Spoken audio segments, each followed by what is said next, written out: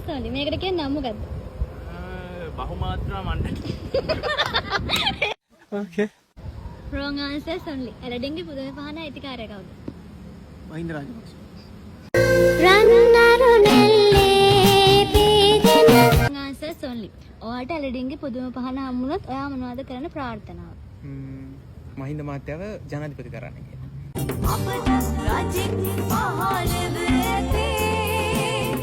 answers only.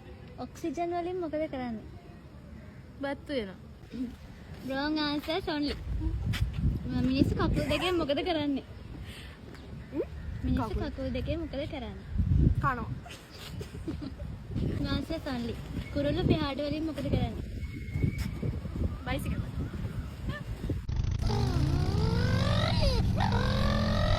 wrong answers only. ඔයා මොනවද බොන්නේ? Coca Cola. wrong answers only. හැරි පොටර්ගේ ඉස්කෝලේ මොකද්ද? කොපතන් ජාතික පාසල්නේ.